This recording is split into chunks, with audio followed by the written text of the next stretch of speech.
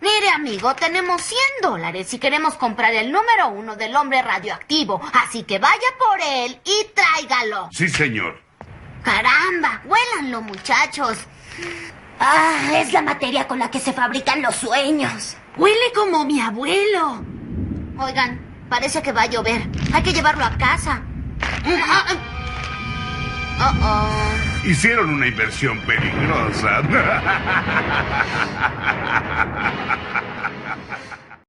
Y comenzamos con el soliloquio número 7 del CC Podcast. Y estamos Joe y nada más. Pues esta semana, como parte de los festejos del aniversario del CC Podcast, decidí grabar este soliloquio, principalmente pues porque les había prometido hace unos meses que tendríamos podcast cada semana. Por ahí, por ciertos temas personales entre los varios de los miembros, tuvimos 2 interrupciones en la grabación de los podcasts. Entonces podría decirse que les debemos 2 podcasts y pues vamos a empezar a pagar esa deuda. También para fin de mes, prepárense porque les tengo una sorpresa también en el tema de los soliloquios. Así que pues me van a estar escuchando pues por ahí, que ahora sí que un tiempo. Pero eso no significa que pues vayan solamente a escucharme a mí, porque pues los podcasts siguen con su periodicidad normal. En esta ocasión pues vamos a comenzar como siempre mandando saludos. Primero pues a Comentemos Cómics Cabrones, el mejor grupo para hablar de cómics en todo Facebook. Saludos a todos los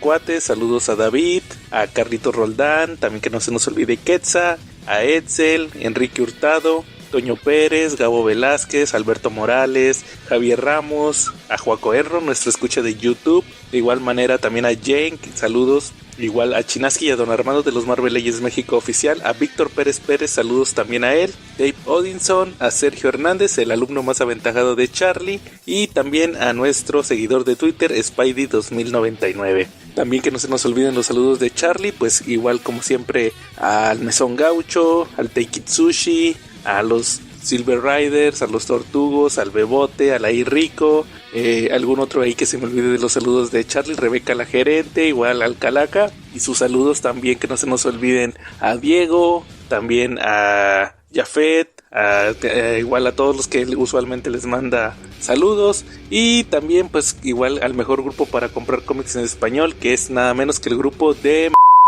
Y pues ahora sí, en cochino español vamos a comenzar con... Pues esta semana estuve leyendo ahí uno que otro cómic, no hay algo muy específico que leer. Estuve leyendo las series de Marvel, también X-Men con todo el final de X of Swords, también Immortal Hulk, que ya por allí pueden revisar mi reseña en YouTube. Pero curiosamente conseguí uno de los tomos que tenía pendientes de Sandman, me faltaba uno de Death, lo conseguí aquí en una tienda aquí de Monterrey. Ya tenía rato buscando este hardcover y pues les puedo decir que me llamó la atención una de las miniseries. Es la miniserie de Death, la primera que hizo Neil Gaiman ya específicamente de este personaje, la hermana de Sandman, que se llamó Death, A High Cost of Living, o un alto costo de vivir.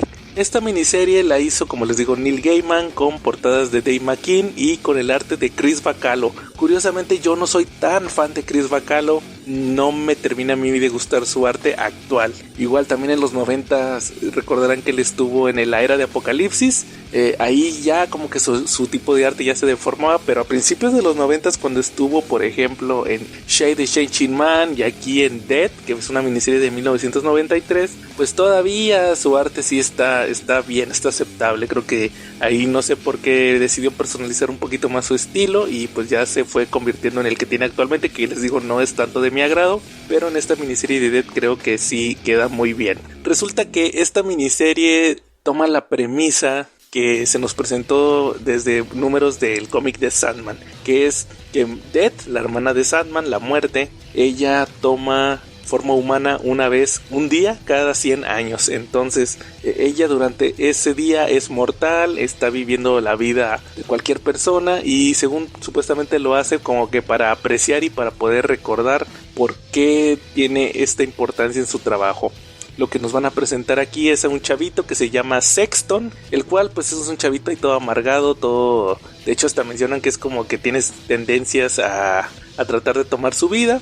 Pero aquí lo que nos presentan es que él de casualidad se topa a Death en su forma humana. Aquí ella nos presenta que como que cuando ella se convierte en humana toma la identidad de una persona que no existe. Entonces aquí nos presentan que que la gente a su alrededor la empieza a recordar como una chavita que se llama Didi, que perdió a su familia en un accidente. Entonces ahí Dead pues se tiene que hacer pasar como que por ella. Entonces conoce a este chavito, a Sexton. Él piensa que es Didi, que Dead es Didi, que perdió a su familia, que por eso es como una gótica o algo así. Y pues la empieza a conocer con su forma tan característica de ser una chavita alegre, que siempre ve lo positivo de la vida. Entonces aquí lo que nos van a estar presentando es que hay varios personajes que están detrás de Dead, como por ejemplo Mad Hattie, que es otro personaje que conocimos en Sandman, una vagabunda de Londres. Entonces ella sabe que Dead ahorita tiene forma humana y decide irla a buscar para pues amenazarla de cierta manera, que le consiga su corazón, porque supuestamente esta Mad Hattie escondió su corazón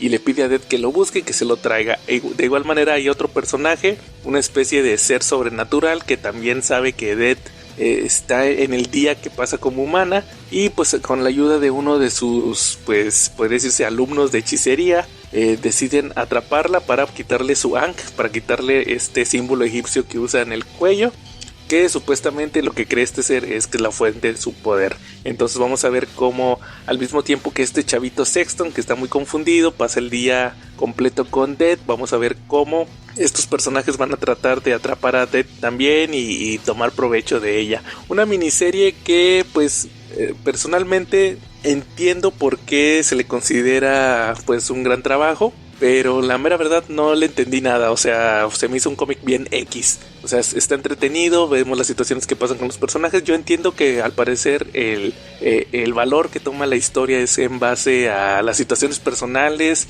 a la reflexión que tiene uno en la historia, pero pues se me hizo una historia sencilla, bien a secas, podría decirse que bien a secas. Sí me gustó la reflexión que tuvo sobre este chavito, pero luego creo que de repente podría decirse que como es Neil Gaiman se le puede sobreestimar el hecho de la historia. A lo mejor él quiso escribir algo sencillo y pues la gente, que como saben los fanáticos de Neil Gaiman, pues son muy así de tratarle de buscar mensajes, o sea, de que piensan que está muy rebuscado el cómic. Entonces ahí la miniserie se me hizo entretenida. Les digo, el arte de Chris Bacalo está bien, tiene una reflexión muy padre. Sobre todo creo que es el ver más a este personaje de Dead, el ver cómo ella vive este día, cómo reflexiona sobre las cosas, los mensajes que le está dando a este chavito sobre el significado de vivir. Entonces creo que todo eso está muy padre en el sentido de que es una aventura, pero así como que la gran obra de cumbre de Neil Gaiman pues no es. Igual tiene otra miniserie, esa no la leí, pero igual yo creo que más adelante también se las estaría pues ahí platicando. Igual otro cómic, pero en inglés. Me tocó leer esta semana también el Creepshow. El año pasado salió por parte de Image, específicamente el subsello de Skybound, el que es de propiedad de Robert Kirkman, el título de Creepshow.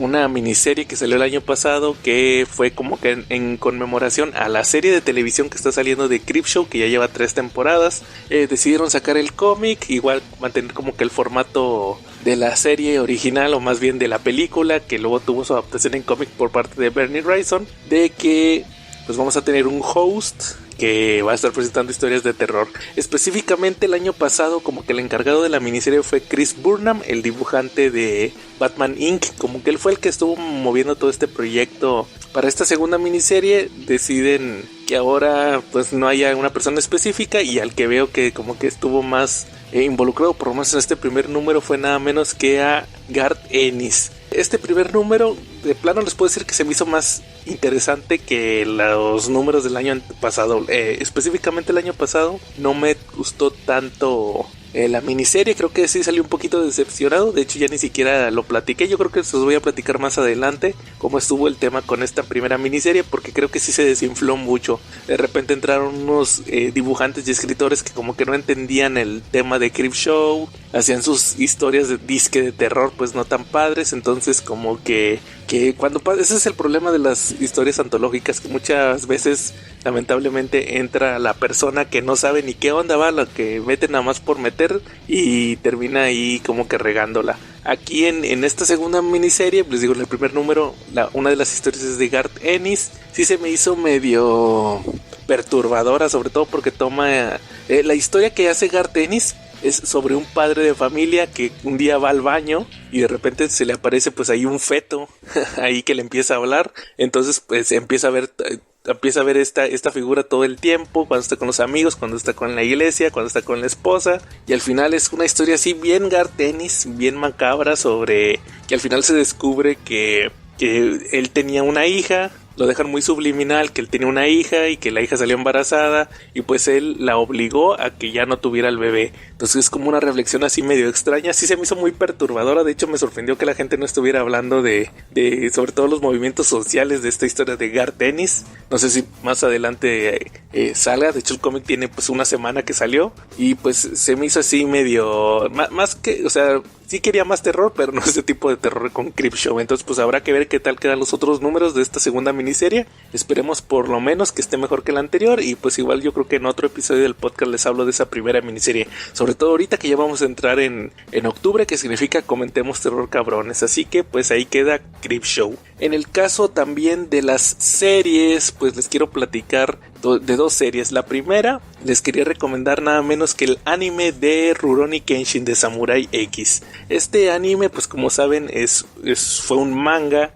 que de hecho acaba de terminar de publicarse en México, esta historia que nos platica la historia de un samurái que estuvo en las guerras ahí en Japón, tiene una cicatriz en la mejilla con forma de X, y nos mencionan que se llama Kenshin. Él nos mencionan que fue un asesino de élite en la guerra, pero un día de plano se fastidió de tanta matazón y pues se volvió un vagabundo, un ronin, un samurái ahí que va viajando así como un vagabundo, pero ahora utiliza una espada que no tiene filo, el filo lo tiene al revés. En la parte que corta usualmente no tiene filo. Entonces aquí nos van a estar presentando las historias de Kenshin, que va viajando, encuentra una chavita, como que ahí concuerda con su forma de ver la vida, donde están tratando de buscar la paz, pero van a venir los fantasmas del pasado a Kenshin a buscarlo, y pues él va a tratar de defender este nuevo estilo de vida, porque también es un Japón que después de estas guerras que les digo, de hecho ahí explican todo el tema, por si ustedes no saben nada como yo de la historia de Japón, ahí explican todo.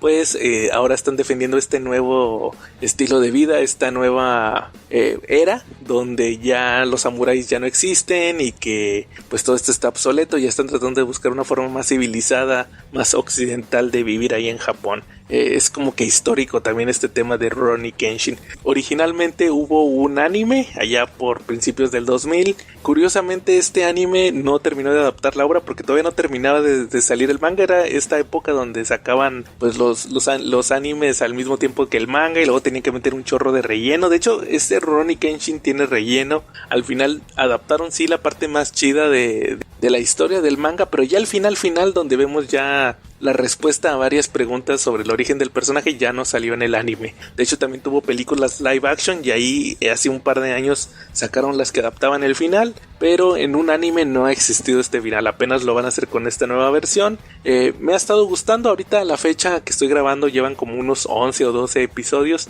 Está muy apegado al manga, no tiene relleno. Sí le hacen unos cambios mínimos como que para darle un poquito más de dinamismo a la historia, pero no son cambios tal cual, sino que como que cambian el orden de las cosas para que se empalmen ciertos acontecimientos, pero ocurren igual en el manga, solamente que lo hacen aquí como que para que la historia vaya a un ritmo un poquito más rápido. Esperemos si tenga éxito y continúen adaptando y por fin veamos esta adaptación del final ya en un anime. Igual también los invito a leer el manga, les digo, se acaba de terminar de publicar en México, e incluso en el canal de YouTube estoy subiendo las reseñas de esta historia, que les digo, el anime está muy apegado al manga, así que no se lo pierdan. De igual manera les quiero reseñar una serie que vi en Netflix que la verdad me gustó mucho. Es una serie documental, por ahí lo estuve platicando en nuestro grupo Comentemos Cómics Cabrones, por si no lo están en el grupo y no han visto esta reseña que me aventé. Es un documental que se llama Wrestlers, o sea, luchadores. Es un documental de 7 capítulos,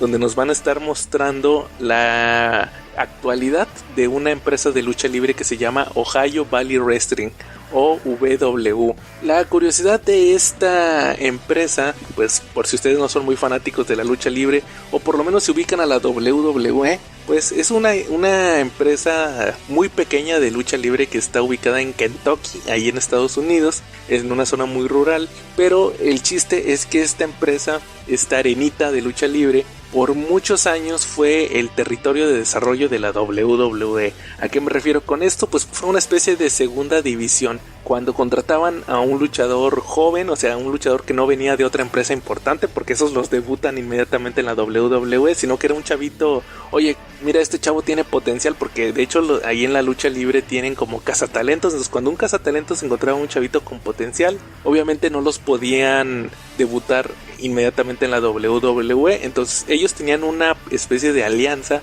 con esta empresa Ohio Valley Wrestling y pues mandaban a estos luchadores jóvenes a que se foguearan, creo que ese es el término correcto, foguearse, a que entrenaran, a que vieran, pues desarrollaran personajes, a que la gente los viera, a ver si la gente los agarraba o qué podían hacer, si eran rudos, si eran técnicos, qué podían hacer para que pues agarraran confianza y desarrollaran y pues agarraran sobre todo experiencia para que pudieran ellos ahí poder ya debutar en WWE ya con un personaje establecido o saber cómo le deben de hacer. Este sistema les funcionó tanto a la WWE a tal grado que luchadores importantes como por ejemplo el mismo John Cena, él salió de ahí, él estuvo en Ohio Valley Wrestling, también Dave Bautista, el que es Drax en las películas de Marvel, que también fue luchador. Hay otros que todavía están en la WWE que de ahí salieron, como por ejemplo Randy Orton, Brock Lesnar, Shelton Benjamin, casi todos los que estaban veteranos, ahorita que ya son veteranos lamentablemente en WWE pasaron por ahí. Igual el famoso CM Punk también antes de estar en WWE tuvo que pasar por ahí por Ohio Valley Wrestling. Ya en la actualidad pues ya no tuvo ninguna alianza, ya la empresa es independiente, ya no tiene nada que ver con WWE. De hecho también aquí en el podcast alguna vez les platiqué de una película que grabó esta actriz, se me fue el nombre, la Yelena, la de Black Widow, esta Florence Pugh, que hizo la biografía de otra luchadora de WWE que se llama Paige, que la película la produjo The Rock. A ella ya no le tocó ir a esa empresa, ella sí entró tal cual, o sea, la WWE dejó de tener alianza con esta empresa porque estableció uno que le llaman el Performance Center, que es tal cual el gimnasio y escuela de lucha libre de la WWE. Entonces ya cuando contratan a uno ya no lo mandan a estas empresitas, sino que ya lo mandan directo al Performance Center. A esta chava pues le tocó ir ahí, ya no fue a Ohio Valley Wrestling. Y pues se podrán imaginar que pues sin esta alianza con la WWE pues ya la empresa se vino a menos. Aquí en el documental lo que nos presentan es que ahora la dirige otro ex luchador de WWE que se llama Al Snow. Él es el dueño. Muchos luchadores sinceramente van a la empresa porque piensan que se van a convertir en los siguientes John Cena. O sea, ellos dicen, pues de aquí salió John Cena, pues a lo mejor también aquí puedo salir, aquí me van a descubrir. Entonces pues van ahí a luchar, van ahí a tratar de sobresalir, pero la realidad es que es una empresa muy pequeña con muchos problemas económicos. Cuando vemos este documental lo que nos presentan es que llegan dos inversionistas, creo que uno es el alcalde de Kentucky y otro es una personalidad ahí local de la radio, así como que una especie de analista deportivo como un Perro Bermúdez o Toño de Valdés o un así de esos, o un Doctor García o así uno de esos que decide invertir en la empresa. Entonces ellos empiezan a poner el dinero, pero también empiezan a poner ideas. Entonces ahí vamos a ver el choque entre Al Snow, el dueño que fue luchador de WWE, que tiene pues la experiencia del negocio, que él piensa cómo se hacen las cosas antiguamente, contra pues la idea de estos nuevos dueños que pues quieren encontrar un poquito más de publicidad y sobre todo quieren que sea la empresa redituable porque pierden bastante dinero con la empresa. Igual otro punto importante de este documental también que quisiera platicarles es que vemos lo que viene siendo a varios de los luchadores que están ahí. Muchos, como les digo, van con la idea de que, oye, si de aquí salió John Cena, de aquí puedo salir yo también hacia el estrellato. Hay varios casos, se enfoca mucho el documental en varios estereotipos. Por ejemplo, está el luchador que es como que el principal, la estrella de la empresa, que es un hindú, así todo mamado, pero pues nos presentan cómo se lesiona. Entonces ahí cuando se lesiona pues de plano ya no puede hacer nada, tiene que esperar la recuperación. Igual lo importante que para él es seguir manteniéndose como el protagonista, el estelarista, porque él piensa que en cualquier momento le van a mandar de llamar de una empresa importante. Igual también este es de los más curiosos, una chavita que es hija de otra luchadora que también está ahí en la empresa. Entonces vemos cómo les arman para llamar la atención de la gente una rivalidad madre-hija donde terminan madreándose. Ellos tuvieron muchos problemas personales en su familia, entonces como que también parte de la realidad se la meten ahí en la ficción de la lucha libre. E igual también vemos otro caso de otro luchador que es el clásico veterano que tiene muchísimos años en la lucha libre pero nunca lo agarraron por una empresa importante. Los otros luchadores jóvenes lo ven como un líder, como el que tiene la experiencia, como el que al que le piden consejo, el que lleva el control ahí de los vestidores de la empresa, pero vemos cómo él ha estado batallando durante muchos años y ha tenido sus problemas personales, y la verdad es que ya nunca repuntó, nunca lo llamaron de WWE o de alguna otra empresa importante, pero ahí anda, él sigue siendo respetado por los otros luchadores jóvenes como una especie de leyenda. Entonces eso es lo que nos vemos en este documental. Está muy padre, son 7 episodios, duran 1 hora más o menos cada uno, entonces ahí tienen para entretenerse un buen rato con este documental de Wrestlers. Y sobre todo creo que es importante verlo desde otra perspectiva, desde la perspectiva de que es un negocio, es una empresa, no como lo vemos en WWE, que tienen todo el dinero y luego andan viendo ahí con los escándalos y todo eso, sino de que pues es un negocio del día a día, de gente que tiene que comer, que muchos ellos empezaron porque querían ser estrellas, pero actualmente pues de eso viven porque no saben hacer otra cosa. Entonces sí está muy interesante ese documental de Wrestlers. Y para terminar, pues igual quiero aprovechar ya por último para platicarles de una película. Aquí creo que nunca lo he comentado, el único punto favorable que yo le veo a los soliloquios es que muchas veces quisiera yo decir cosas, pero lamentablemente se ven afectados mis compañeros Calaca y Charlie, pero cuando son soliloquios, pues ahora sí puedo yo llevarme toda la responsabilidad de lo que voy a decir. Y pues resulta que yo seguía hace un tiempo a un youtuber que hacía videos de temas de Lovecraft, de H.P. Lovecraft, y pues hacía sus top 10 de películas, y ahí de hecho ahí agarré varias películas que he estado viendo los últimos años y me han estado gustando, pero veía que este chavo, que no le quiero dar publicidad, mencionaba mucho una película que se llamaba Underwater y que no era Lovecraftiana, que era una porquería la película y que no se le podía considerar así tipo Lovecraft, que nada que ver. Y pues así de tanto hate que le tiró, me llamó la atención verla. Es una película del año 2020, de hecho creo que fue la última que salió como 20th Century Fox antes de que la comprara Disney, que ya quitaran el logo. Y esta película es protagonizada nada menos que por Kristen Stewart. Sí, la chavita con jeta fea de Crepúsculo y de Blancanieves. Igual también sale esta Jessica Henwick, la cual ustedes la conocerán si vieron la de Matrix, la nueva. Ahí salía que era una chinita, y también salió en la serie de Iron Fist. Ella era Colleen Wing. Igual sale Vincent Cassel. Igual TJ Miller, el amigo de Deadpool, también sale aquí en la película. ¿De qué se trata esta película? Pues es una película que está pasando en una base submarina. Vemos cómo hay un temblor, empieza a haber ahí problemas en la base, mucha gente se ahoga, y pues a Kristen Stewart, que es una de las científicas que trabajan ahí, le toca tratar de sobrevivir junto con sus compañeros. Ellos tratan de salir de ahí de la base, pero ahí el problema es que pues se dan cuenta que hay unas criaturas que están atacando ahí todo ese tema. Entonces lo que vamos a estar viendo es cómo tratan de sobrevivir, cómo tratan de evacuar y cómo hay una amenaza. De hecho creo que en español se llama Amenaza en lo Profundo o algo así le pusieron en español a Underwater. Entonces pues sí, hay una amenaza. El detalle aquí es que me llamó mucho la atención que les digo que este youtuber que tanto odiaba Underwater mencionaba que no era Lovecraftiana, pero ya salió el director a decir que sí, porque de hecho ahí sale bien claro una criatura que de hecho creo que oficialmente dicen que sí es Cthulhu, por lo menos la gente de la película dice que sí es Cthulhu el que sale ahí. Entonces este chavo nomás por puro hate decía que no era y que no sé qué. La verdad es que es un chavo que la mera verdad yo lo seguí en YouTube, pero como que ya se le subió la fama bien gacho, porque creo que lo invitaron a alguna convención o algo así, ya se le subió. Y luego tiene unos modos así medio extraños. No les quisiera dar más publicidad del chavo, pero me llamó la atención tanto de ver Underwater, que si bien la película no está tan padre, de hecho es una película muy oscura, muchas veces toma tipo shaky cam, entonces no se ve nada, sobre todo porque está pasando en el fondo del mar, no hay sonido. Hay mucha respiración, de que pues estás desde el punto de vista de la gente que está ahí.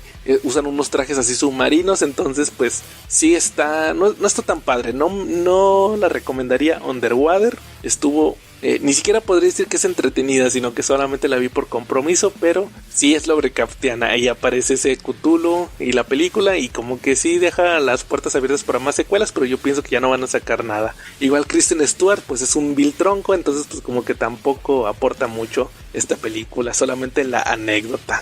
Y pues vamos a pasar a las carillauturas para volver inmediatamente con el tema principal. No fue fácil hacer esto, claro. Requirió mucho tiempo y costó una fortuna. Por suerte tenía ambas. Ya lo sientes, ¿no es así? Con lo que el resto de nosotros vivimos. Tu mortalidad. Pero sobrevivirás. La kriptonita buscará su camino fuera de tus pulmones. Pero no tenía que ser bueno contigo. Una mezcla más fuerte. Quiero que recuerdes esto. Mantente fuera de mi camino. En todos los años por venir, en tus momentos más privados, recordarás que yo fui el único hombre que te venció. Hola amigos, aquí Joe del CC Podcast y sean bienvenidos nuevamente a las Cari Youturas, la sección del CC Podcast donde hablamos exclusivamente de animación. Recordarán que en el episodio pasado tuvimos como película central The Dark Knight Returns parte 1, la versión animada del clásico cómic de Frank Miller, y pues para este episodio toca revisar justamente la parte 2. Esta segunda parte de The Dark Knight Returns va a adaptar el capítulo 3 y capítulo 4 de el cómic, este cómic hecho por Frank Miller y Klaus Jansson en 1987, y en el caso de esta adaptación animada fue estrenada en 2013, específicamente el 29 de enero. La parte 1 recuerden que fue estrenada en septiembre del 2012. Aquí pasó más o menos de 6 meses, 4 o 5 meses. Y en lo personal les puedo decir que mucha gente que yo conocía, que no sabía que les gustaban los cómics, vieron la película, sabían que yo sabía algo de cómics y me empezaron a preguntar que cuándo salía la parte 2, porque sí causó mucho furor esta adaptación de Frank Miller, a pesar de, como comenté en el episodio pasado, que tiene ciertos cambios con la versión original, sobre todo la que se omiten muchos monólogos. También comentarles que para esta parte 2 regresa el elenco de la primera adaptación. En el caso de Peter Weller, repite como Bruce Wayne Batman, el Batman viejo, y pues como les comenté también, curiosamente la banda sonora me recuerda mucho a Robocop, y pues Peter Weller saben que fue Alex Murphy en estas películas. Igual regresa Ariel Winter como Carrie Kelly y vamos a ver que en esta segunda parte también tiene más participación. Se agregan otros personajes. En la escena postcréditos de la primera parte vimos al Joker que salía de su estado catatónico al ver en acción a Batman, y aquí ya lo vamos a estar viendo pues en un papel más activo. El encargado de dar la voz del personaje es Michael Emerson, el cual pues si bien tiene cierta trayectoria en televisión, creo que es más conocido por papeles curiosamente geeks. Él estuvo apareciendo en la serie de Evil, una serie de terror que era protagonizado por este actor que ahorita no recuerdo el nombre, pero era el que hacía de Luke Cage. Es una especie de serie así como que de fantasmas y milagros, ese tipo de series. Y también Michael Emerson también interpretó a Caden James, uno de los villanos en la serie de Arrow. Era una especie de hacker, entonces pues tiene experiencia con el mundo geek. Otro que también tiene mucha experiencia con el mundo geek y que también aparece en esta adaptación pues es nada menos que pues Superman, y el encargado de darle la voz es nada menos que Mark Bailey, el cual estuve revisando, tiene ciertos papeles en varias series, en Fringe, también Boston Legal, pero el más sobresaliente que les puedo decir es que él fue, y yo no lo recordaba, Christopher Chance, el Human Target en la serie del mismo nombre, una adaptación que salió por allá de 2009, 2010, no recuerdo muy bien, fue previa a la Arrowverse, y veíamos pues en una adaptación live action al personaje de el Human Target. Entonces él va a interpretar a Superman en esta película. Pasando también a los datos técnicos, pues igual esta secuela también es dirigida por Jay Oliva y escrita por Bob Goodman, y como les he comentado pues es la adaptación de la segunda parte de The Dark Knight Returns. Igual curiosamente aquí en México la primera vez que vimos el cómic de The Dark Knight Returns publicado también se publicó en 2 tomos, un tomo que tenía los primeros 2 números y el segundo pues traía ya la conclusión, que es lo que vamos a ver en esta ocasión. Igual también se ha publicado en México en otras ediciones, Smash lo publicó ya en TPBs, baratos, en TPBs censurados, en hardcovers, en colecciones que incluyen otras secuelas de The Dark Knight Returns. Entonces es una historia que a la fecha se sigue publicando tanto en México como en el resto del mundo. The Dark Knight Returns parte 2 pues nos va a presentar cómo después de lo que pasó con la banda de los mutantes, que Batman derrotó a su líder y algunos de ellos decidieron tomarlo como una especie de mensaje, que ahora la ley que regía Ciudad Gótica era la ley de Batman, pues preocupa a ciertos círculos de poder, específicamente al presidente, el cual decide hablar con Superman, el cual nos lo presentan como el agente número 1 del gobierno. Está ocupado en este momento con ciertos conflictos contra Rusia. Recuerden que este cómic fue ochentero, todavía estaba la Guerra Fría, y el presidente le pide que por favor hable con Batman a ver si puede tratar de pues ya quitarlo del camino sin que haya más violencia. Al mismo tiempo nos presentan que entra ya a tomar control de Ciudad Gótica la comisionada Erin Jindal, que reemplaza al comisionado Gordon, e inmediatamente ella decide implementar pues una nueva orden de arresto contra Batman, ya que ya está cansado de los vigilantes, entonces va a hacer todo lo posible para ya atrapar de una vez a este justiciero. Por el lado de Batman vamos a estar viendo cómo él decide también empezar a investigar, ya que se entera que el Joker ha estado manipulando ciertas fuerzas dentro del asilo Arkham, específicamente a este psicólogo que estuvo atendiendo a Harvey Dent. Él lo manipula para que pueda salir también de ahí del asilo, ir a un programa de televisión que es una parodia del que tenía David Letterman, y pues Batman va a tratar de descubrir cuál es el plan que tiene el Joker. Para esto enfrenta a una secuaz del Joker que se llama Bruno, termina también eliminando por ahí a unos secuaces que tiene también esta villana, que son unos miembros, o más bien ex miembros de la banda mutante. Pero antes de que Batman pueda descubrir el plan del Joker, esta situación se ve interrumpida por Superman, el cual incapacita a Bruno y le comenta a Bruce que pues tiene que hablar con él. Aquí curiosamente se omite un detalle muy importante, ya que mientras estaba la premiación donde se nombra a la capitana Jindal, Batman decide investigar por su cuenta qué fue lo que ocurrió con el Joker. Vemos que entra al departamento de uno de sus secuaces, y aquí vemos cómo pues tenía una especie de muñeca, la cual era un robot que podía explotar, y termina creando un incendio que elimina a más gente. De por sí que ya tenía un conteo muy grande Joker de víctimas. Aquí es lo que me molesta un poquito de esta falta de monólogos, ya que Batman en su interior mencionaba al ver esta explosión y estar tratando de encontrar los cuerpos de la gente que pereció en este incendio, que cada vez por su nula acción contra el Joker pues ha habido más y más víctimas. Como les digo, todo esto se omite en la película. Regresando a la historia, pues Bruce tiene un encuentro con Clark, hablan ellos sobre la situación, pero antes de que puedan lograr un acuerdo, el presidente indica que pues Superman tiene que entrar en acción, ya que en un conflicto armado que tenían contra los rusos, pues ellos salieron mal, quieren causar pues ciertos destrozos en este país que estaban invadiendo, y Superman tiene que intervenir.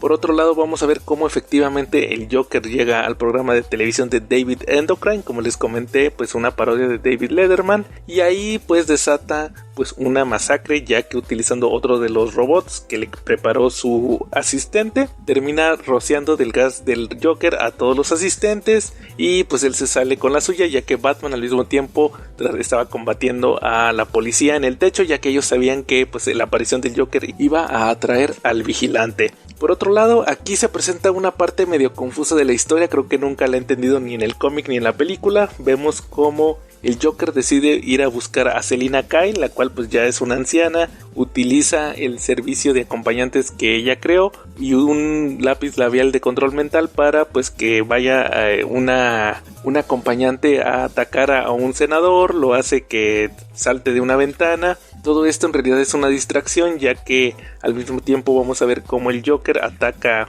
una feria donde curiosamente los amigos de Carrie Kelly iban a asistir sin ella, ya que ella pues estaba muy ocupada con el trabajo actual que tenía ayudando a un viejo. Y pues vemos cómo Batman y Robin deciden acudir a esta feria, donde pues el Joker estuvo regalando unos algodones de azúcar. Hay muchos niños que perecen por el veneno que tenían estos, y le toca a Batman y a Robin tratar de detener la situación. Por un lado, Carrie va a tratar de detener una montaña rusa donde pues uno de los robots va a crear una explosión, y por otro lado vamos a ver el enfrentamiento final entre el Joker y Batman, un enfrentamiento donde Batman va a resultar muy lesionado, le van a disparar, lo van a acuchillar, y al final, sin otra opción, va a tenerle que quebrar el cuello al Joker. Él le recrimina que pues nunca tuvo el valor, que nunca lo pudo matar, y que ahora pues todo el mundo lo va a culpar independientemente de que él no lo hizo. El Joker se retuerce, la poca fuerza que le quedaba la utiliza para romperse el cuello, y vemos esta imagen icónica con Batman herido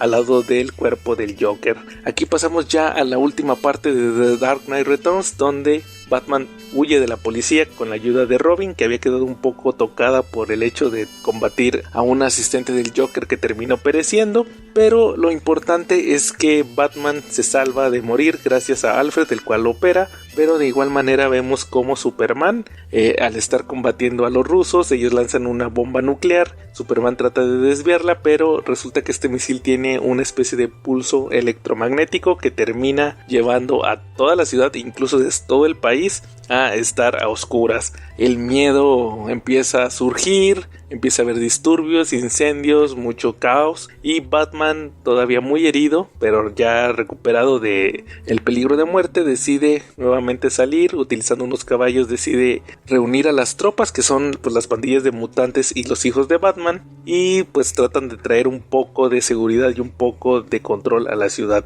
Al mismo tiempo vamos a ver como Superman, el cual es una especie de super zombie, después de que no puede llegar al sol y que la bomba nuclear lo afectó muchísimo, logra recuperar su fuerza y tomar rumbo hacia Ciudad Gótica. Aquí otro detalle que se omite en la película son los testimonios de varios de los involucrados en este tema del apagón. Vemos que Frank Miller mete a muchas personas ahí que fueron testigos. De hecho, así nos narran toda esta situación en forma de testimonios. Aquí no, aquí lo vemos como una secuencia lineal donde Batman empieza a tomar el control de las calles. Después de todo esto, pues vemos como el hecho de que Batman tomara el control de la ciudad de cierta manera en esta situación ya fue el colmo para el gobierno. Le pide el presidente Superman que actúe ya de forma efectiva, y vemos cómo Batman estaba entrenando a Carrie para que pudiera montar a caballo, cuando de repente en la nieve, ya que de hecho es un invierno nuclear, vemos cómo en esta nieve aparece la leyenda de ¿dónde? Bruce solamente susurra que en el callejón del crimen, y nos van a presentar cómo se empieza a preparar para combatir nada menos en mano a mano contra Superman. Al mismo tiempo también vemos cómo hay un invitado nuevo a la fiesta, ya que llega Oliver Queen, el cual se nos menciona aquí que perdió un brazo al negarse a dejar de combatir el crimen. Nos insinúan que fue Superman el que se lo cortó con la visión calorífica, y pues Batman acude a esta batalla contra Superman, donde primero utiliza un arma sónica, después lo ataca con electricidad, el batimóvil que era conducido por Carrie y que también es inhabilitado por Superman, cuando vemos la parte importante de esta batalla, ya que Oliver interviene, le lanza, utilizando los dientes y el único brazo que le quedaba, una flecha de kriptonita a Clark, que resulta que es una kriptonita sintética que creó Bruce. De hecho, ahí mismo menciona que tuvo tiempo y tuvo dinero para poder crearla, y ahí, ahora con un Superman muy debilitado, pues comienza la ofensiva de Batman, donde termina casi derrotándolo. De hecho, aquí en la película le dice una frase donde menciona que en sus momentos más privados va a recordar que fue él el que lo derrotó. Superman, pese a esto, se da cuenta que empieza a fallar el corazón de Bruce, lo trata de advertir, y vemos cómo Batman perece por un infarto. Al mismo tiempo vemos cómo Alfred inicia la autodestrucción de la mansión Wayne, y él también, por otro ataque cardíaco, termina pereciendo ahí en la nieve. Lo último que vemos en esta secuencia es que en los noticieros se avisa de el fallecimiento de Bruce Wayne, se revela que Batman era Bruce Wayne, y vemos que solamente supuestamente le sobrevivía una prima lejana. Clark va al funeral, vemos como Selina le recrimina que sabe que él fue el que lo eliminó. Gordon trata de controlarla, y al final vemos como cuando Clark se estaba retirando, escucha un latido de corazón, ve a la prima de Bruce y se da cuenta que es Carrie, solamente le guiña un ojo, y aquí nos damos cuenta cómo Bruce planeó todo esto. Se fue a las profundidades de las cuevas con los hijos de Batman, con los mutantes, con Oliver y con Carrie, y menciona al final que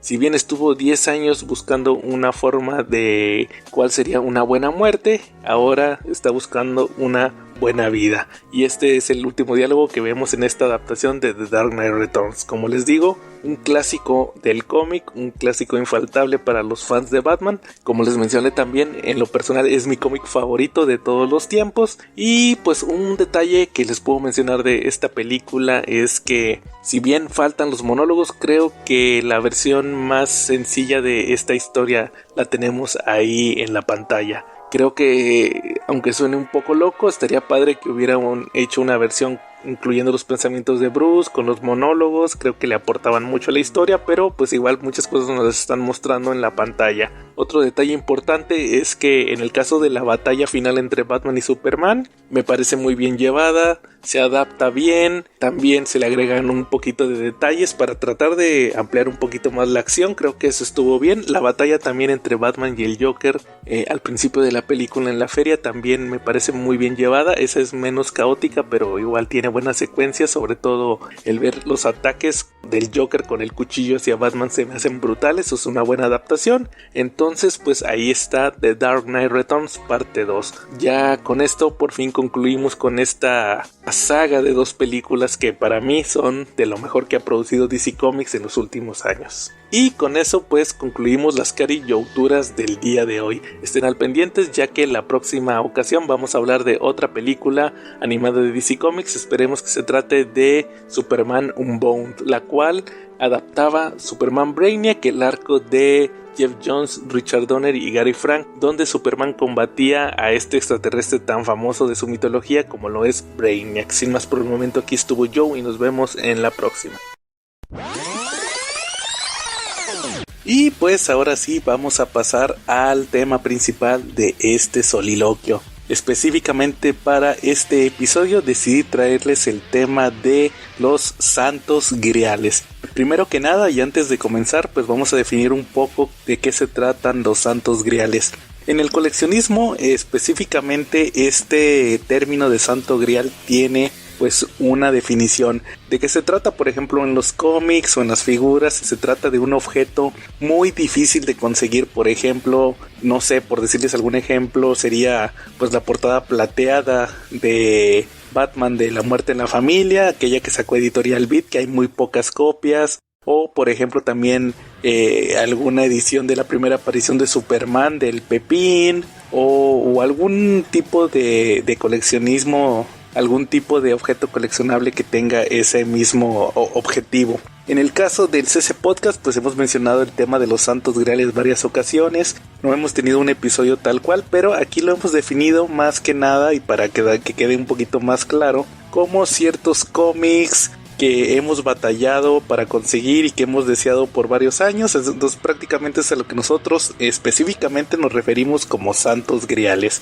Primero que nada también pues quisiera platicarles algunos semi ejemplos de en mi caso específico como coleccionista de cómics, como comiquero, más que nada como lector de cómics, no tanto como coleccionista, que yo no me defino como tal, pero sí pues específicamente cuando yo comencé a comprar cómics por allá de hace unos 15 años, sí, yo no tengo tanto tiempo como mis compañeros o como la mayoría de los coleccionistas que nos escuchan, pero pues cuando yo empecé a coleccionar, pues sí quería yo leer muchos cómics que escuchaba yo que estaban muy buenos, pero en aquel entonces pues les puedo mencionar que uno de los principales obstáculos que existían era pues que no era tan fácil conseguirlos. ¿Por qué se los digo? Pues por ejemplo no existía Amazon México, el Amazon gringo a mí se me hacía prácticamente que estaba en chino, no sabía muy bien cómo pedir los cómics. eBay igual no sabía muy bien cómo estaba eso, y pues Editorial Beat en aquel entonces ya estaba quebrando, lo que había era lo poco que quedaban en las tiendas Beat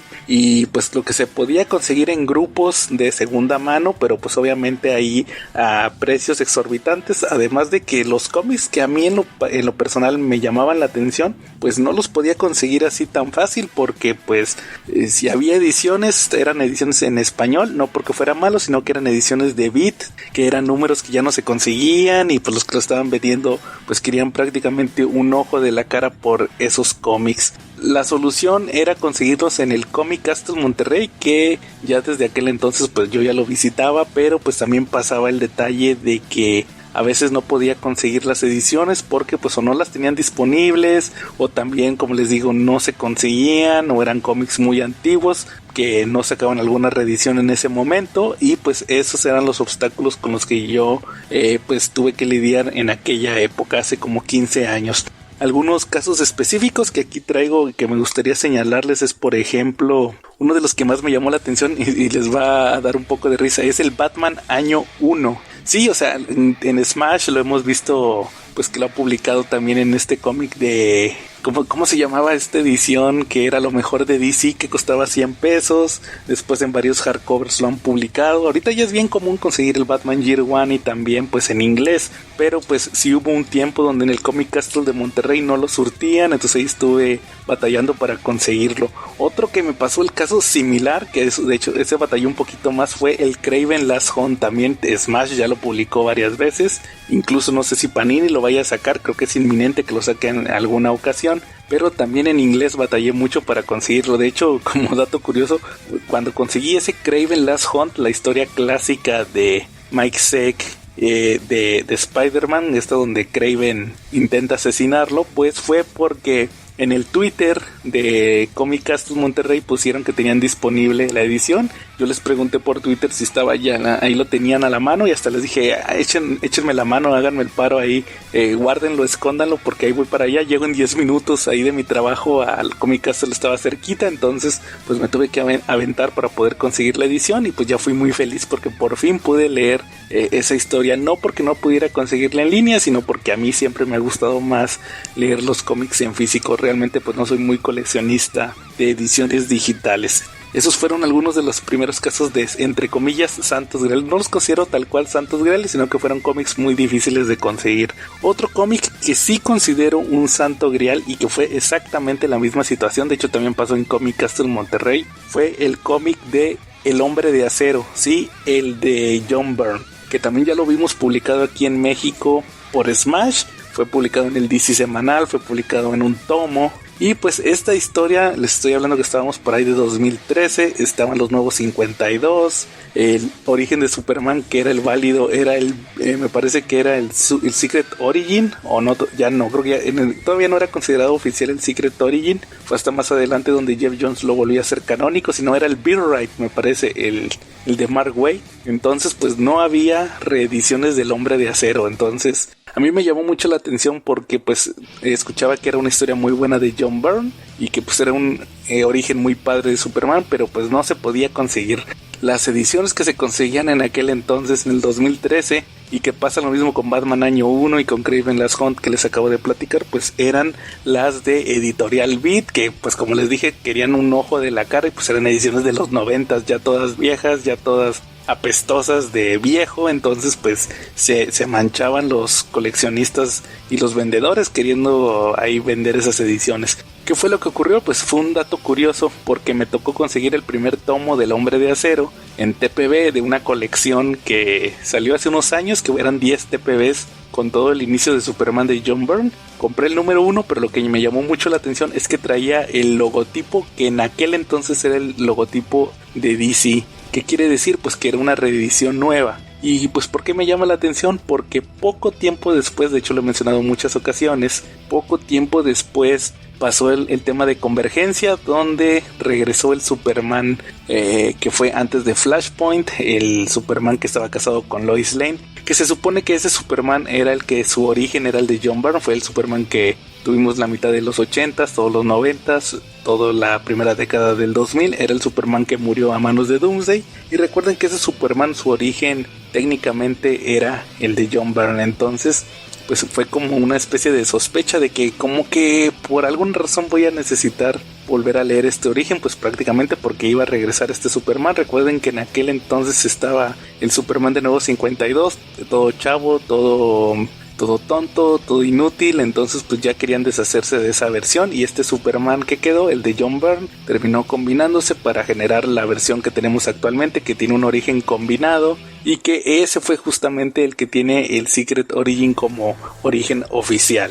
Después de conseguirlo, pues ya fue un poquito más fácil, pues empezó Amazon México, ya pudimos tener pues los cómics más a la mano, y así pude conseguir varios cómics que considero santos griales. Otro de ellos, para seguir con este episodio, pues fue por ejemplo Superman contra Mohamed Ali, uno de mis cómics favoritos, el cual pues lo tengo en una edición deluxe que sacó DC Comics.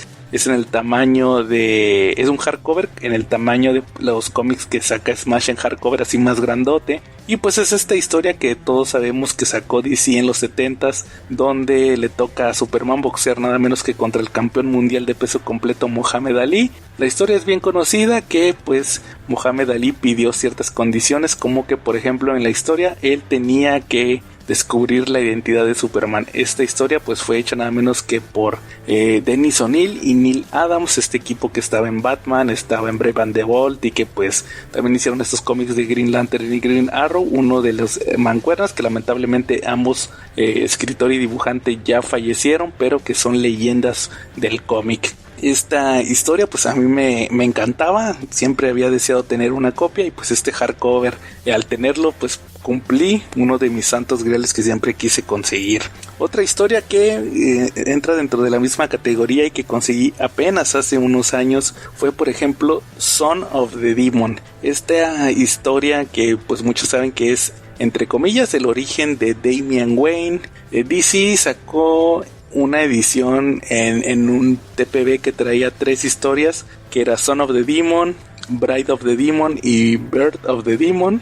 Estas 3 historias hechas, me parece que la última es de Dennis O'Neil, pero las primeras son de, ya hasta se me olvidó el nombre, de Mike W. Barr, si no me falla la memoria. Y pues es, como les digo, historias de Ra's al Ghul, pero la primera específicamente nos presentaba pues esta historia donde Batman termina casándose con Talia al Ghul, teniendo a un hijo que ella termina fingiendo que pierde para que Batman no deje de combatir el crimen, que no se ablande según ella al momento de quererla proteger. Y pues que después de algunos años le sirvió a Morrison como inspiración para crear al personaje de Damian Wayne. Esta historia pues yo la veía mucho en Amazon, que estaba este TPB. Luego vi que empezó a escasear, que subía el precio, y fue justamente hasta hace un par de años en un aniversario de Comic Castle que me di cuenta que tenían ahí una copia del TPB. Entonces pues decidí ahí adquirirla y por fin pude también conseguir esta historia, que pues a lo mejor ya no es tan relevante, pero siempre es interesante ver estas historias de los 80s que para muchos son las mejores historias de Batman y que definen al personaje, a diferencia de las actuales donde vemos este Batman invencible que ya prácticamente nada le hace daño, nada lo daña, y pues que es prácticamente inmortal. Una historia que se lo recomiendo, igual si la pueden conseguir, creo que debe haber algunas otras colecciones donde se pueda leer Son of the Demon. Y pues no duden que ahora que James Gunn anunció que va a haber esta película de Brave and the Bold, donde va a haber un equipo entre Batman y Robin con Damian Wayne, pues que vaya a haber alguna reedición de Son of the Demon para que puedan conseguir el origen del personaje. Y pues continuando con Batman, otra de las historias que yo considero mis santos griales, ya que terminé batallando algo para poderlo conseguir, fue Las 10 Noches de la Bestia. Esta historia que fue escrita por Jim Starlin, sí, el creador de Thanos, y dibujada por Jim Aparo, uno de mis dibujantes favoritos del personaje, así como con portadas del ya mencionado Mike Sexy, el que dibujó Kraven Last Hunt. Aquí tenemos esta historia donde se presenta muy al estilo de los 80s al personaje de KG Bestia. Sí, suena muy ruso, es este personaje que pues es un agente de la KGB que tiene la misión aquí específicamente de eliminar al presidente de Estados Unidos y a todos los que estén relacionados con el proyecto Star Wars. Sí, tal vez es una historia muy ochentera, pero creo que vale la pena leerla, sobre todo por el dibujo, las portadas, y que es una historia que nos presenta a este Batman ochentero que era, pues a diferencia, como les digo, del actual, no era invencible, podía ser derrotado, tenía que usar la inteligencia, y vemos cómo Batman, después de varios enfrentamientos contra KG Bestia y el no poderlo derrotar, utiliza la inteligencia, y este mismo personaje, muy al estilo de Iván Drago, tiene que demostrar que pues al ser soviético, al ser supuestamente muy fiel a su nación, pues tiene que hacer ciertos sacrificios, y cuando ve que Batman lo tiene completamente atrapado y tiene que elegir entre ser atrapado y perder un brazo, pues sabemos cuál fue la decisión que tomó el personaje. Esto además de que lo lleva a otra siguiente batalla, una batalla final en este cómic donde pues vamos a ver que Batman termina imponiéndose después de varias palizas a Caje Bestia. Este cómic batallé algo para conseguirlo, recuerdo que Beat lo sacó en una edición, me tocó ver que un chavo lo vendía, hasta eso el precio estaba accesible y después de como 5 años de quererlo conseguir por fin pude hacerme con una edición. Además de que posteriormente terminé vendiéndola ya que conseguí el primer tomo de el Batman, de una colección de Batman que eran los números post-crisis, entonces ahí ya venía esta historia en inglés, además de que igual lo llegué a mencionar en un episodio del podcast, que pues la edición de Beat tenía el tema de pues la censura que había en aquel entonces en los 80s dentro de los cómics, por lo cual pues ciertas palabras venían censuradas, como por ejemplo que tenían que llamar a los criminales pillos o ese tipo de, aunque suene un poco chistoso ese tipo de detalles. De hecho me recuerdo mucho que en la primera página de este arco de Batman llegan a mencionar en la versión en inglés que a unos traficantes de cocaína, pero pues todo esto se censura en la versión mexicana, simplemente dicen que son unos criminales y pues ya no hay mención sobre pues qué estaban haciendo. Todo esto pues siguiendo las regulaciones de las leyes para la publicación de los cómics en México. Entonces esta 10 Noches de la Bestia, otra historia que yo recomiendo mucho y que la considero uno de mis santos griales hasta la fecha. También otro de los cómics que batallé mucho para conseguir fue Génesis Salvaje, los números de Amazing Spider-Man, 3 números específicamente, que fueron la presentación del personaje de Carnage, sí, de Cletus Kasady, este personaje que todos lo conocemos como el hijo de Venom, la versión pues más salvaje del personaje. A mí pues sabía que había una edición que era la que sacó Intermex en los 90s, pero pues de igual manera estaba muy cara, de segunda mano, ya toda madreada, y en cambio pues a mí me tocó conseguirla en un tomo que hasta la fecha sigo teniendo, que es el Carnage Classic. De hecho me parece que Smash sacó una versión de este tomo en hardcover, pero pues que le falta material que tiene la versión original en inglés, y después de pues como 10 años yo creo de juntar cómics, la conseguí relativamente hace pocos años, pude por fin leer en papel el origen de Carnage, un personaje que pues como saben soy muy fan de él, a pesar de que pues realmente los cómics no son tan buenos, pero esas primeras apariciones en Amazing Spider-Man y sobre todo la interacción con Peter, con Venom, me parecen muy buenas. De hecho volví a conseguir otra vez la historia, o sea ya la tengo 2 veces, ya que también la incluyen en un tomo de Epic Collection que tengo de Venom. Entonces, y también creo que hay otro Epic Collection que es de Carnage. Entonces pues opciones para conseguir este santo grial pues hay muchas en la actualidad. Como les digo, ha cambiado mucho el tema del mercado comparado con hace 15 o 10 años. Ahorita hay muchas opciones, hay tiendas electrónicas, hay más versiones clásicas. Creo que ese es un acierto que se me olvidaba mencionarles, que ahora tienen pues las editoriales. Creo que parte de lo que les decía de este desabasto que había con algunas ediciones es que hace 15 años no imprimían tanto o reimprimían las historias. En el caso de DC Comics pues era muy fiel a las historias que ellos consideraban clásicas, pero en el caso de Marvel pues prácticamente era inexistente el que sacaran estos tomos.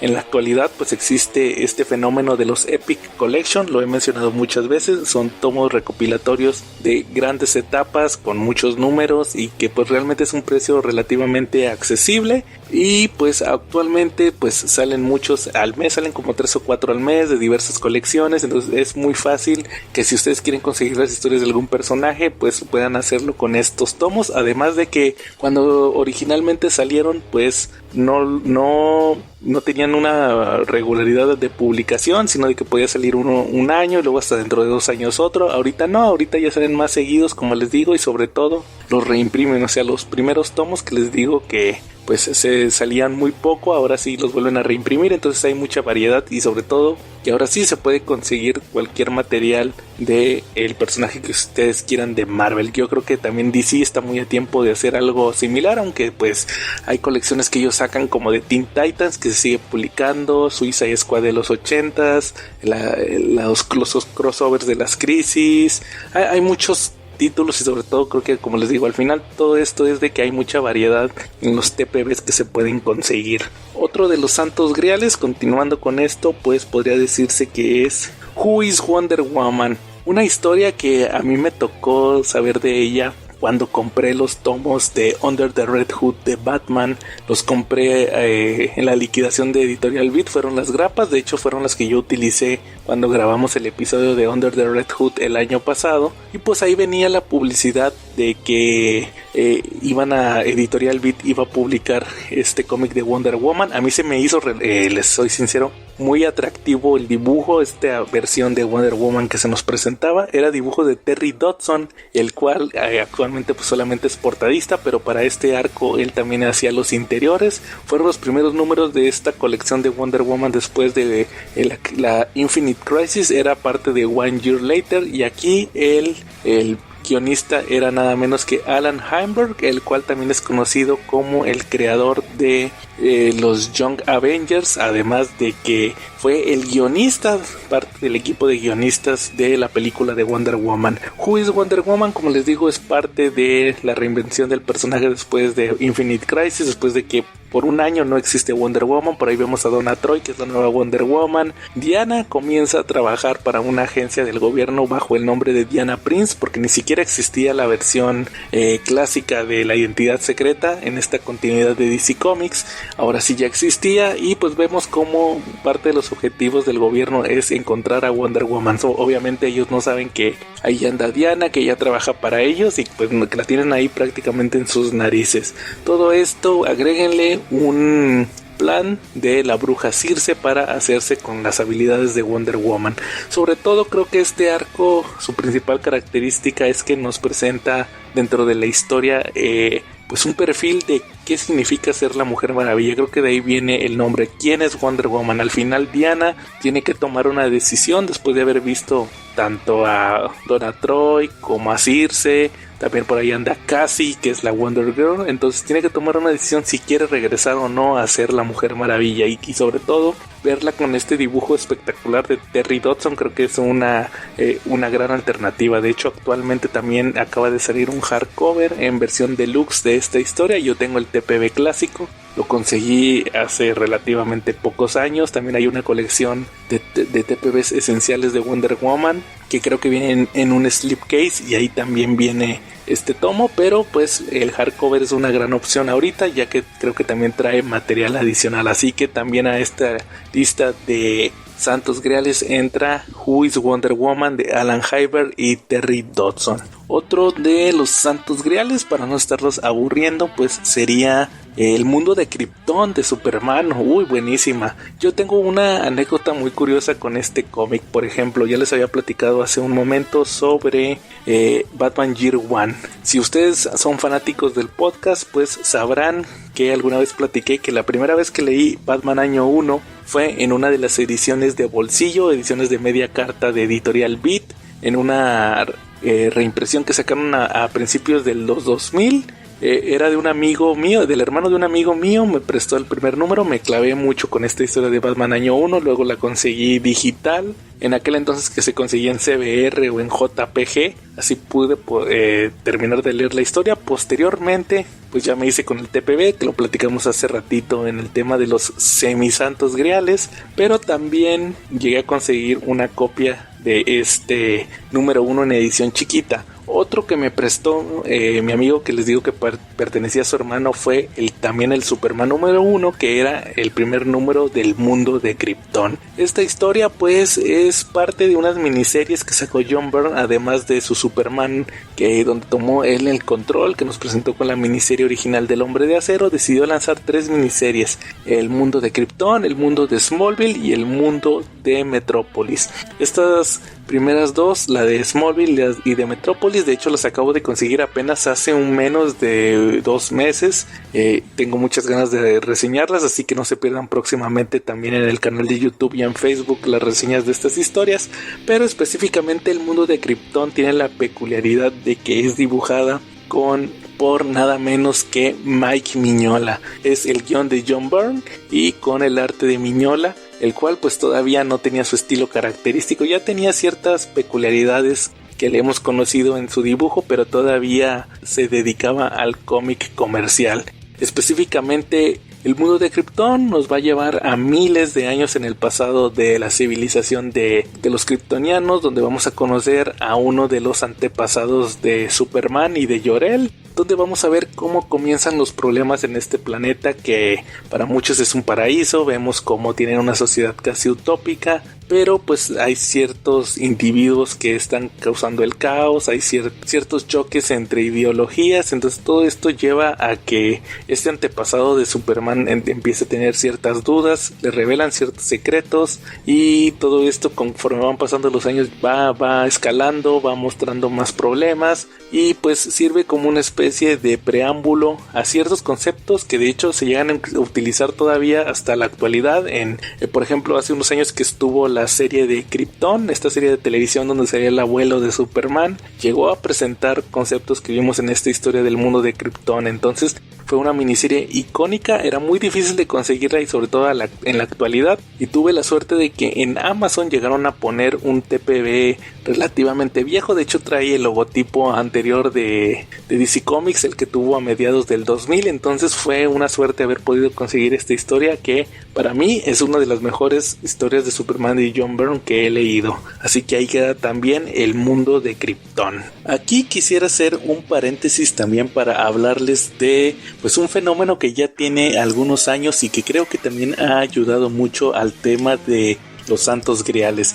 Estoy hablando de los facsímiles, los True Believers, los Dollar Comics. También en español hemos tenido los DC primera aparición, y en el caso de Marvel también tuvimos las primeras apariciones de algunos personajes en Marvel clásicos. Entonces todo este fenómeno de reimprimir las primeras apariciones o key issues también ha ayudado mucho al tema de que podamos conseguir estos cómics difíciles que muchos hemos soñado o hemos ambicionado tener. Empezando también con los Marvel clásicos, pues tuvimos las primeras apariciones de los personajes. También tuvimos como por ejemplo la primera aparición de Spider-Man, X-Men, Avengers, Capitán América, Thor. Sobre todo uno de los que a mí más me marcó es tener la primera aparición de Thor, uno de mis personajes favoritos de Marvel. También por ahí estuvo el Amazing 300, si no me falla la memoria, que ya no salió tanto a la venta, fue de los últimos primera aparición de Marvel. Igual también hay gente que es fanática de Deadpool, también pudo conseguir su primera aparición. Igual de Wolverine tuvimos esta primera e icónica pelea contra Hulk. Igual también Giant Size X-Men también se consiguió en este formato. En el tema de los DC primera aparición, pues también tuvimos el Action Comics número 1, Detective Comics número 1, primera Flash 1, primera aparición de Green Lantern, primera aparición de la Justice League, que también yo lo conseguí en un facsímil en inglés. También los True Believers, pues sobre todo estos que eran a $1, creo que también ayudaron mucho a que pudiéramos conseguir varias primeras apariciones. Yo conseguí por ejemplo la primera aparición de Ant-Man, la primera aparición de Wasp, también varios personajes que son muy importantes para nosotros los fanáticos y que con ese precio accesible. Sobre todo uno de los que más me llama la atención es que por ejemplo esta semana que estoy grabando, en formato facsímil salió el Amazing Spider-Man 300, tanto en portada normal como en portada foil, pero yo pues ya lo había conseguido hace unos años en el True Believer, me costó $1 y curiosamente fue uno de los que, es algo raro, se llegó a cotizar a incluso hasta $60 ese True Believer. Igual en los facsímil creo que también ha sido un acierto muy grande por parte de DC y de Marvel el traernos estas pues reimpresiones exactas de números que han sido clave, como por ejemplo yo recuerdo mucho el tener algunos de Batman, como el de la primera aparición de Ra's al Ghul, la primera aparición de Poison Ivy, también por ahí tengo la primera aparición de Robin, también es muy importante. Acaban de anunciar también que van a sacar el Batman número 1, también yo lo tengo en formato de DC primera aparición. El año pasado incluso llegó a salir el Action Comics número 1, Detective 27, ahorita acaban de anunciar también la primera aparición de Alan Scott, no duden que salga la de Flash, acaban de anunciar también el de la Sociedad de la Justicia, también tuvimos la primera aparición de la Liga de la Justicia. Entonces estos cómics siempre nos ayudan porque siempre hay lectores nuevos que llegan un poquito tarde a la fiesta y pues también que ellos quieren tener un número significativo, y qué mejor que tenerlos en esos formatos accesibles en lugar de tener que estar pagando precios exorbitantes por copias viejas. Creo que ese es el plus que tienen estas reimpresiones, que pues para mucha gente no tienen ningún valor, pero para los verdaderos lectores como nosotros pues tiene este valor sentimental, no tanto monetario. Igual regresando al tema de los santos griales, pues igual otro que me gustaría no olvidarlo en este listado es por ejemplo el Daredevil de Frank Miller. Para mí uno de los grandes aciertos que tuvo Smash en su último año con la licencia de Marvel pues fue traer estos 3 hardcovers de Frank Miller Visionarios Daredevil, donde pues por fin tuvimos en México completa la etapa de Frank Miller. Pudimos ver este primer tomo donde veíamos cómo empezaba él como dibujante, después en el segundo toda la saga de Elektra, y en el tercero veíamos toda la conclusión de su trabajo con el personaje. Realmente fue pues un excelente tomo. A mí en lo personal los coleccioné todos, aquí los tengo en mi casa y pues son un añadido muy grande para mi colección en mi librero. Igual también pues el Born Again, que lo han sacado ya varias ocasiones, es el epítome de la etapa de Frank Miller con Daredevil. Entonces ahí ya podemos tener en México pues el trabajo de este gran escritor y dibujante completo con este personaje que lo catapultó a la fama. Otro santo grial que también no quisiera dejar de mencionar es por ejemplo La Máscara. Ustedes saben que existe esta película con Jim Carrey, la cual pues lo catapultó a la fama, pero muy poca gente ha leído, sobre todo en México porque no se han publicado, pues las miniseries originales que se lanzaron en Dark Horse. Yo en lo personal conseguí el Omnibus, el cual de hecho es una segunda impresión, a tal grado que se terminó la primera edición, y pues ahí podemos ver el trabajo original de los creadores, que me parece que es John Acurdy y este dibujante que no me gusta tanto, Doug Mankell. Entonces, pero aquí sí me gusta mucho su trabajo. Entonces vemos cómo esta serie fue tan oscura que al final terminó modificando mucho pues la adaptación que trajo Jim Carrey. Al final pues fue más icónica la película, pero existe el antecedente de estos cómics que realmente también valen mucho la pena. Igual otro santo grial que no quiero que dejar de mencionar es por ejemplo en el caso del facsímil que salió el año pasado de La Venganza de Bane, o de hecho creo que fue este año. Para mí fue un número que yo por años quise tener.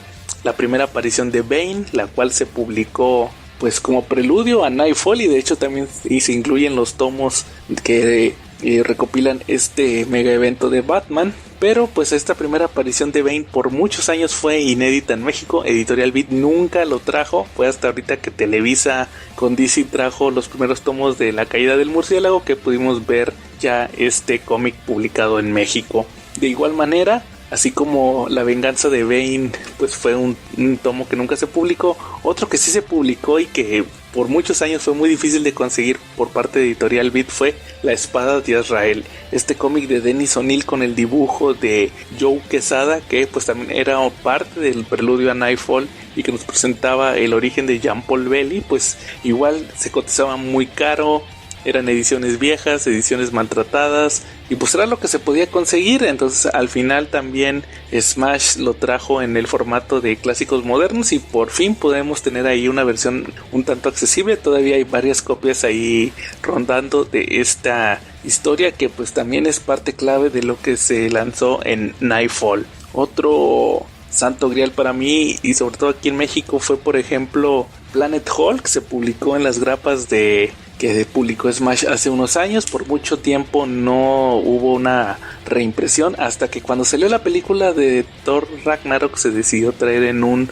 omnibus. Algo raro para Smash, ya que tenía años de no publicar este formato, y por fin pudimos tener una edición recopilatoria de esta historia clásica ya de Hulk, un clásico moderno de Hulk, Planet Hulk. Igual incluso se llegó a volver a publicar ya con el de grandes eventos, se sacó nuevamente Planet Hulk. Entonces también hay muchas ediciones rondando de este cómic en la actualidad. De hecho incluso por ahí hay rumores todavía de que probablemente Marvel Studios tenga algún proyecto con Hulk que llegue a volver a tocar esta historia. Igual ya para ir cerrando también este tema de los santos griales, creo que no está de más mencionar algunos otros que aquí tengo listados, como por ejemplo del tema de Star Wars, para mí siempre fueron muy difíciles de conseguir las miniseries de Dark Horse hasta la fecha. Creo que hay cómics como por ejemplo Imperio Carmesí, que la he mencionado como una de mis historias favoritas de Star Wars, que no toca a los personajes principales, sino que está más enfocada en los guardias imperiales, estos que protegían al emperador. Fue hasta que me parece que fue Planeta, la editorial que sacó este pues formato donde estuvo recopilando tomos de cómics clásicos de Star Wars, que por fin pude conseguir una edición de Imperio Carmesí. Pero también está el Epic Collection, que recopila las 3 miniseries, entonces también eso está muy accesible en Amazon. Igual otro cómic que por mucho tiempo para mí fue un santo grial fueron las miniseries de Tales of the Jedi, las cuales pues recopilaban unas historias y miniseries que en teoría pasaban muchos años antes de la trilogía original de Star Wars. Estos cómics también los lanzó Dark Horse y pues igual salieron en esta edición de Planeta. Ya actualmente pues también se consigue en el Epic Collection, entonces también se pueden conseguir fácilmente en páginas como Amazon. Todos estos cómics a mi parecer por mucho tiempo se les consideraron santos griales o cómics muy difíciles, y creo que ese es un beneficio que les he estado mencionando que tienen actualmente los cómics de Marvel y de DC, que ya se está entrando más esta cultura de publicar lo que vienen siendo los recopilatorios, que estén más accesibles, y pues por parte de las editoriales veo que sí lo están haciendo. Ya tenemos mayor control en ese sentido,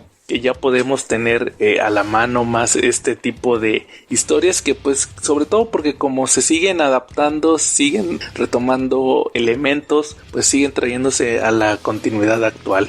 Igual también que pues ya para terminar y cerrar este tema, ¿qué más les puedo comentar de los santos griales? Tengo Batman Año 2, la cual esa sí me parece que fue uno de los santos griales que más tiempo duró sin publicarse. La edición de Beat era carísima de conseguir. A Batman Año 2, igual años ya más adelante se sacó en inglés un tomo recopilatorio que además incluía una semisecuela que sacó Alan Davis de esta historia, que fue Batman Full Circle. Se sacó en un hardcover, y Smash, ya el último y con sus últimas fuerzas de DC Comics, también lo publicó en México. Así que también Batman Año 2 es un cómic que creo que debería ser un poquito más apreciado, ya que aquí en México por varios años se consideró como un santo grial. De igual manera, otra historia, pues vamos a tocar aquí. ¿Cuál otra tengo aquí anotada? Pues por ejemplo, el Thor de Walter Simonson, uno de los grandes cómics de los 80s, que pues tuvimos una pizca de este cómic cuando se publicó la colección de Salvat. Pudimos tener el primer arco, el de la balada de Beta Ray Bill. Ahí pues tuvimos ya por fin esta historia inicial donde conoceríamos a este personaje de Bill, y pues ya de hecho tuvimos un episodio del podcast dedicado a ese arco. Por fin pudimos tener por lo menos este comienzo publicado en México. Esperemos y que las editoriales que tienen ahorita los derechos de Marvel puedan publicar, ahorita que están manejando mucho el formato de Omnibus, ya tener esta historia publicada en México, que de hecho en España se publicó todo el run de Walter Simonson en 2 tomos. Y hablando de omnibuses y hablando de las editoriales que tienen actualmente los derechos de Marvel en México, para el mes de septiembre está programado también un omnibus de la etapa de John Byrne con los 4 Fantásticos, otro cómic que yo considero de los santos griales. ¿Por qué se los digo? Pues porque la edición que tuvimos aquí en México fue la de novedades, entonces pues realmente ya si uno quiere conseguir esos cómics, pues son ediciones ya viejas, ya miadas, como decimos nosotros en el podcast, ya en muy mal estado. Entonces pues hace falta tener ya una reedición de estos cómics clásicos, que para muchos son una historia que vale muchísimo la pena y que definió a los personajes para siguientes generaciones. Otro también semisanto grial, ya creo que son los últimos que me quedan aquí anotados, fue por mucho tiempo para mí, no sé si ustedes recuerden que Beat llegó a publicar cuando salió la película de The Dark Knight, sacaron unos cómics, unas reimpresiones de ciertas historias clave del personaje. Se sacó 2 tomos de Dark Knight Returns, se sacó Killing Joke, también se publicó La muerte en la familia con la portada dorada, no la plateada, que la plateada sí es un verdadero santo grial. La portada dorada que también es muy difícil de conseguir. Yo quise conseguir La muerte en la familia, no tenía una edición a la mano. De hecho, Beat creo que todavía tenía tomos de los que publicó separados que no se le vendieron, pero pues ya había quebrado Beat cuando la quise conseguir, así que me tuve que conformar con el TPB en inglés, el cual posteriormente, hace un par de años, Smash sacó en un hardcover, ya también con el arco que presenta a Tim Drake, el de Un lugar solitario para vivir. Entonces ahí pudimos ver ya la historia de la muerte de Jason y el surgimiento de Tim Drake como el nuevo Robin. Ese Santo Grial también, hay muchas ediciones. Creo que he sido muy contundente con ese tema de que hay cómics que no deberían de ser santos griales, se consiguen fácil en inglés, pero en México no se han publicado. Mucha gente lamentablemente tiene miedo, yo pienso eso, que tiene miedo de admitir que no es algo malo no saber inglés, pero yo pienso que el conocer el idioma abre muchas puertas, no solamente en los ámbitos personales y de recreo, de pasatiempos, sino también en el ámbito laboral. Y pues qué mejor que si alguien quiere leer un cómic que tiene muchas ganas, pues lo va a hacer en el idioma original. También otro santo grial que podría mencionarles es el tomo de Alan Moore, de todos los cómics que hizo Alan Moore en DC Comics. Pues no todos habían sido publicados en México, y hace poco, relativamente el año pasado, Smash con sus últimas fuerzas nos trajo ya las historias completas de Alan Moore. Pudimos ver, por ejemplo, las historias que hizo con Green Lantern, todas las de Superman, que de hecho ya habían sido publicadas. Creo que solamente la de Swamp Thing no la habían publicado, igual con otros personajes como Green Arrow, con Vigilante, con los Omega Men. Todas estas historias que no son tan famosas también ahí ya las pudimos ver publicadas en México. Otro caso también de santos griales que me llama la atención es, por ejemplo, Miracle Man, que nunca se terminó de publicar en México. Smash no terminó los 2 tomos, y pues ahí saludos a La Calaca. Entre La Calaca y yo conseguimos las ediciones en inglés, que pues era el final de la etapa de Alan Moore. Igual también otros que nunca se habían publicado y que para mí eran santos griales era, por ejemplo, Before Vendetta, Watchmen, que pues son tomos que se consiguen bien fáciles, ¿verdad? Pero en español sí estaba medio cañón conseguirlos hace unos años. Igual todo lo de Vértigo, el final de la etapa de Jamie Delano se consiguen tomos, ya Smash no lo terminó en hardcovers. Entonces todo esto entra dentro del tema de los santos griales cómics, que pues para muchos, yo creo que todos tenemos santos griales, y después de escuchar este episodio yo creo que también mucha gente va a reaccionar sobre cuáles son sus santos griales, cuáles cómics no han podido conseguir y han querido por muchos años. No importa el valor, si es un cómic muy caro o es un cómic muy barato, lo importante es que ustedes lo quieran y pues que algún día se cumpla ese deseo de poder tener esa historia. Y pues prácticamente yo creo que con eso estoy cerrando este soliloquio. Recuerden que esta semana tenemos un nuevo episodio del CC Podcast. Estos solamente son complementarios. Estamos tratando de pagar la deuda que tenemos con los escuchas de pues tener un episodio por semana. Tuvimos semanas donde por temas personales no pudimos grabar, pero pues vamos a tratar de tener que al final del año tengamos 52 episodios publicados del CC Podcast. Así que con esto me despido. Sin más por el momento, aquí estuvo Joe y nos vemos en la próxima.